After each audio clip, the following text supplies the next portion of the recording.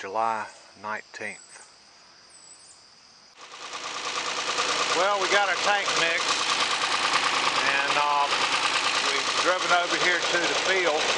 We're going to start right here on this corner, head that way, and that's the field we're spraying. Give you a look down here at the beans, see what they're looking like. I got sickle pod, wheat.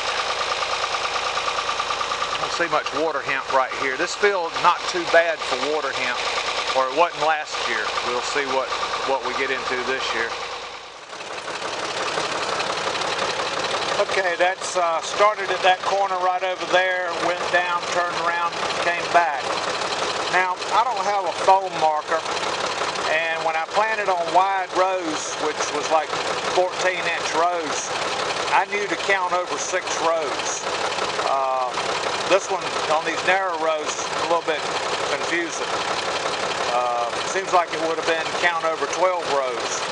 But anyhow, what I started doing was, I'm looking at a point right here.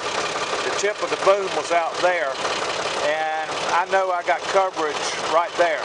So I'm picking a landmark, something unusual about that spot. And while I make the turn on the tractor, I'm keeping my eye on that spot so that I know to line that edge of the boom up. Then count the rows, and it's coming out like 11 or 13. It doesn't make sense. But whichever one I pick, and I'm picking 11, because I'd rather have overlap than a missed spot. Once I pick my row, I just keep the front tire of the tractor in that row and go on out to the other end of the field. When we get turned around, I'll show you.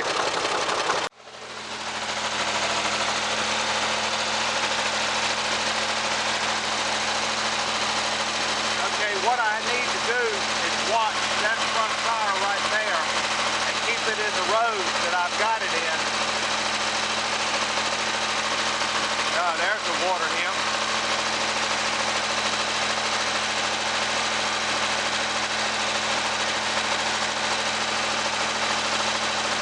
Really not that complicated once you learn how to count rows, figure out which row to get in, and then stay in that row.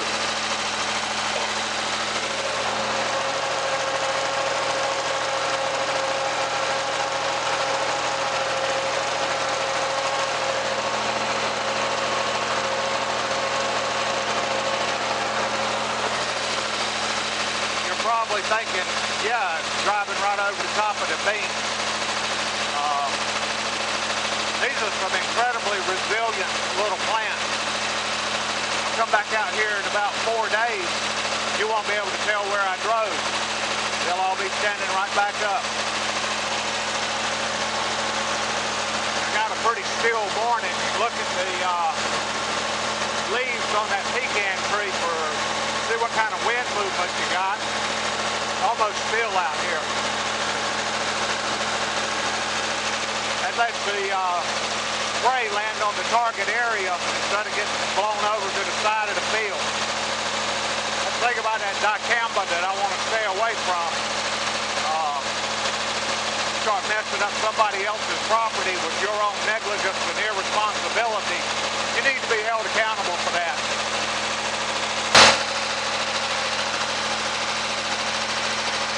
This is that thin spot where the ground gets so hard, beans have a hard time getting up and coming on. Weeds don't have any trouble with it though. They're right in there.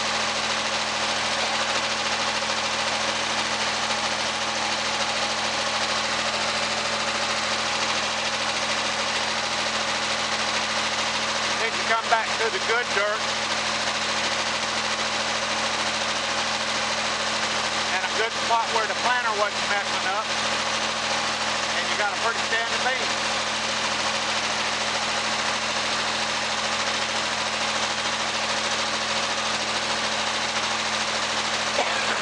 I'm hoping once I take the weed pressure off of that, the beans will have total use of what's in that soil and what moisture's there, and they'll come on and grow. Seems like as long as the beans have got to compete with weeds, they just don't grow. I think the weeds outperform them so bad they kind of hurt the beans' feelings and they just give up and quit trying. But you can see how poor this is right here. The good stand of Fickle Pod and Morning Glory.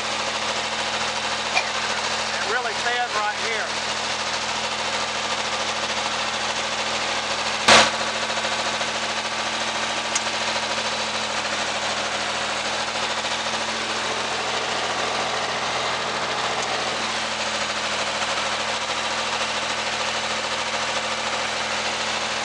Down at this end of the field, the bean rows are straight.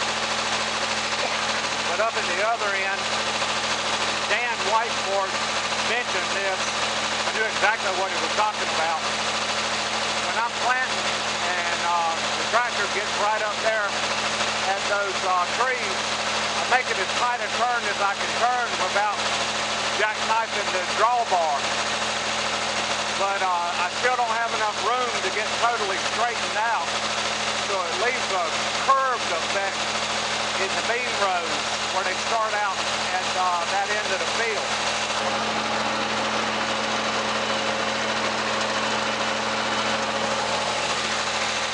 I don't know whether the camera's going to let you see what I'm talking about or not, but the rows curve that way. I've got to follow it or I'll make a mess.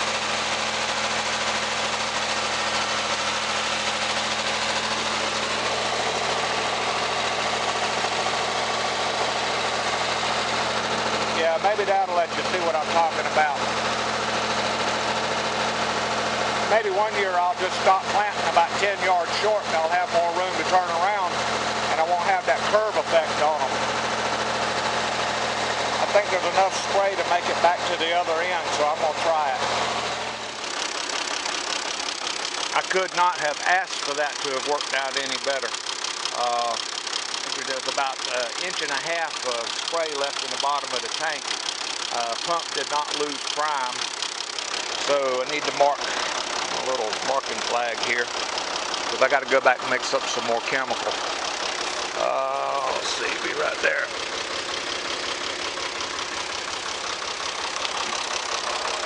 I ran into something out here. This field was looking pretty good till I ran into this. I mean, the weed stuff will kill it. The small Morning Glory, this stuff will kill it. But right there, it's tiny. I hope I can get a kill on it. It was pretty bad right over in there. There's some more of it. Pretty thick right in here. This stuff right here is what I'm talking about. All that. That's water hemp. Combine must have hit something and blowed out a bunch of seed right here last year because it's pretty doggone thick. That was the first time I've been watching because I'm trying to see, you know, what I do have out here. And I'm not walking over there, but it was thick. It started about right here, patch right in there. So I've got that GPS mapped in my mind that I may have to come back out here with the backpack and work this spot over. I don't like coming back in on second spraying, and if I do, you know, I've done it, it hurts the beans a little bit when they're tall. Short like this, they'll pop right back up. But the water hemp has a line here, and then the ground cleans up over here. I see one or two, a few right in here. Hello, Mr. Deer. He's been walking out here. I saw something this morning on the way out here to the field. I wish I could have got the camera on it. There's a wild turkey. Haven't seen too many wild turkeys around here, but it was right over there at the edge of the tree line, standing there. Right good sized one too.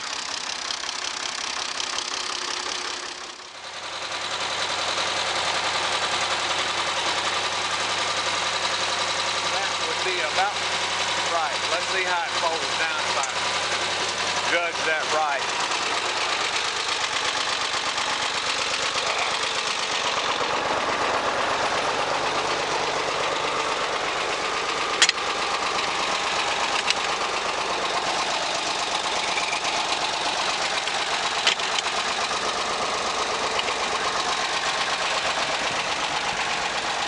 Nope, missed it by 1 row. Okay. Yeah, well, actually, well, yeah, 2 rows. I'd been on that row, the spray was on that row, so I'd missed those rows. So I just need to move over 1 row. Move over 1. Yep, I got it. All right, come here, little flag. I might need you again. Yeah, I don't know what was wrong with me. Come out here in a black t-shirt. That was a mistake. The sun is intense. Traded that in for a white shirt. White reflects heat, or just cooler color.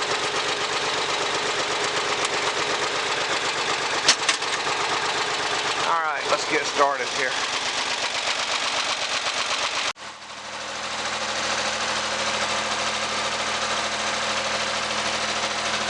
All that's been sprayed. The last bit to be sprayed is straight ahead over that way. My best guess is it's about 1 acre, maybe just over, left to spray in that field. Now, that piece of tape right there is calibrated 24 gallons in the tank. So I filled it up, yeah, give or take a little bit, a few ounces to that mark, and I've got chemicals in it. I'm wondering if the camera will let us see this. Try to look over in there.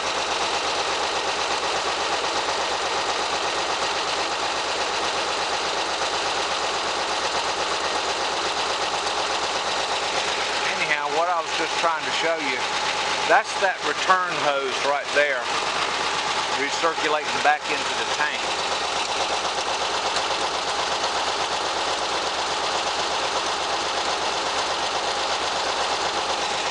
That sits there and does that the whole time. Keeps chemicals mixed. If you turn on your boom and you lose recirculate, you'll have a mess. Chemicals, they just demix themselves or something, I don't know. But you need to get it worked out so that you've got that kind of flow during the whole operation. Well, I'm pushed for time. I got to be at work at 11:45, and coming up on 10, so might make it. Let's roll.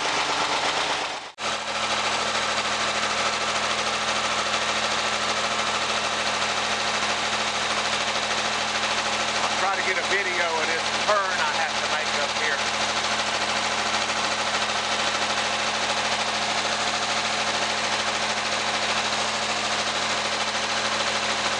Be the last one.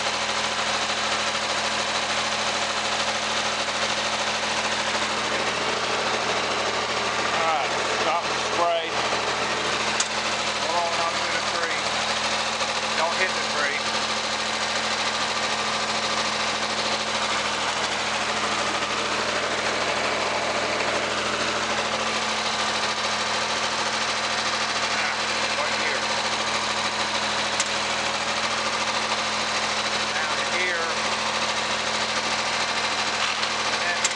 Up again.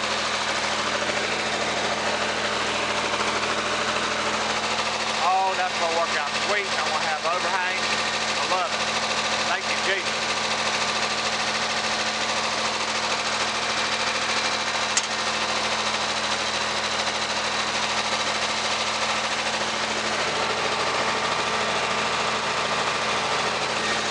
I can whip it right around on the other end of the field. Not this end. Yeah, this right here, 15 years ago, whole farm looked like this. Not every road planted, grain drill working fine. Every road with a good population.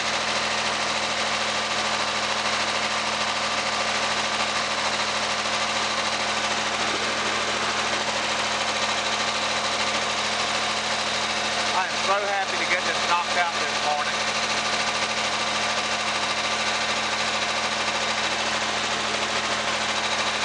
spray left to hit that little spot right there. Now if I can get this turn to work. Alright, follow it right up here, like that. I always hated this corner, I'd missed the spray on it. And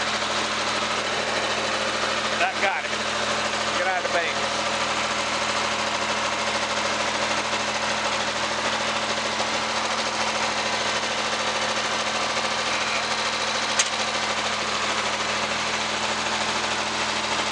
I think I got it this year. Alright, let's go get this little patch.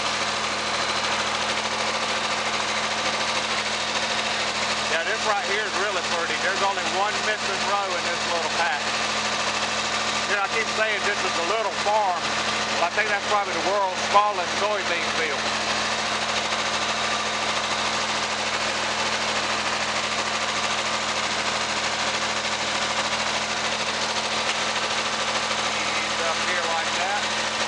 Whoa.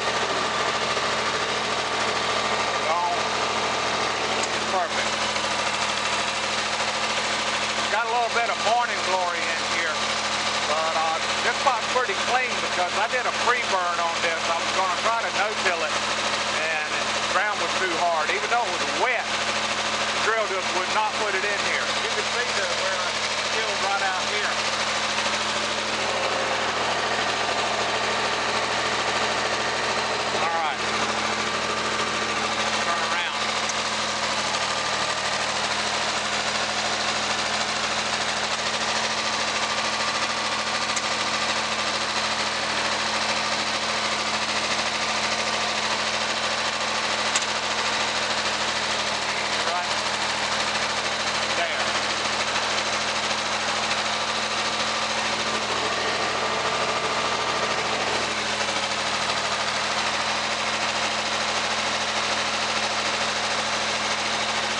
Morning glory right there would take this field.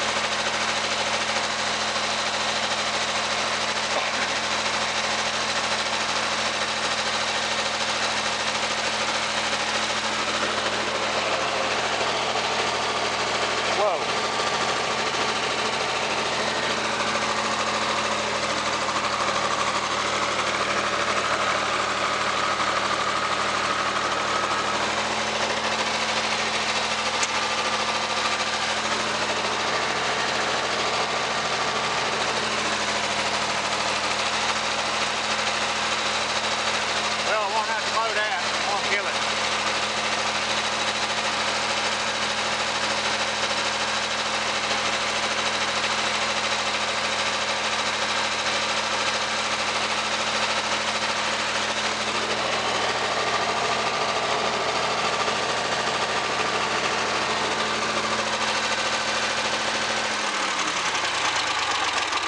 You might be wondering what this piece of wire is all about. When I calibrate the tank, you're calibrating against a certain engine RPM. And my tack, the original tack's gone. It worked off of the generator.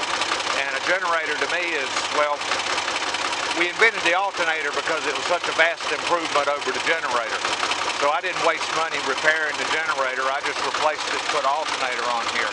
But I lost my connection for the tachometer. I tried something, didn't work. Voltage was too high. So I don't have a tack on this tractor. So when I go to calibrate for forward ground speed based on a certain RPM and a certain gear, I need to be able to get this throttle back in the same location every time. And this piece of wire right in that hook right there, around that, out on that ball right there, gives me that, lets me achieve that function. So that's how I managed to make this tractor work for me. Well, I only got one field of beans left to spray. That was awesome getting all that done this morning. And looks like I've got maybe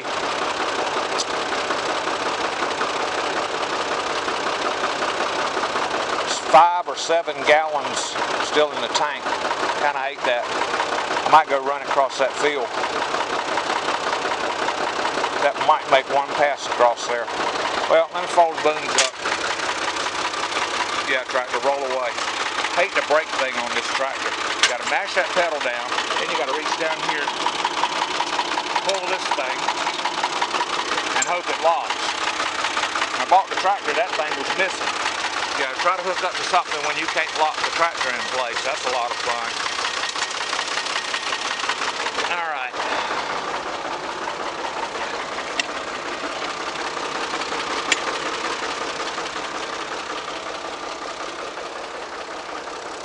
Whoa, it's going to be a hot day today. Perfect. I'll come back in a couple of days. I know you're looking thinking, when I just ruined that row. And that row, well, you can easily identify, you know, little tiny patch of beans. We'll come back in a couple of days and you'll see how they just stand back up magically and go back to being beans standing up like the ones here. But that's a pretty field of beans right there coming along. Morning glory, you better die. Well, we'll get moving here. Fold this up.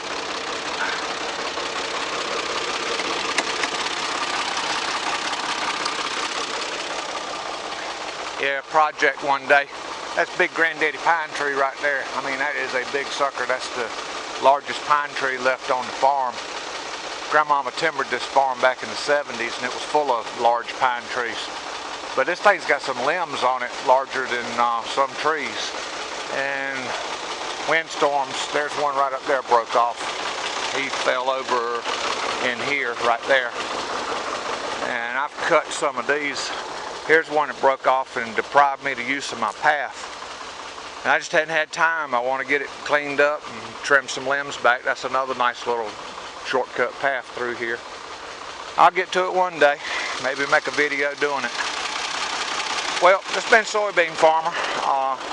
Everybody, thank you so much for subscribing to my channel and watching my videos and leaving comments.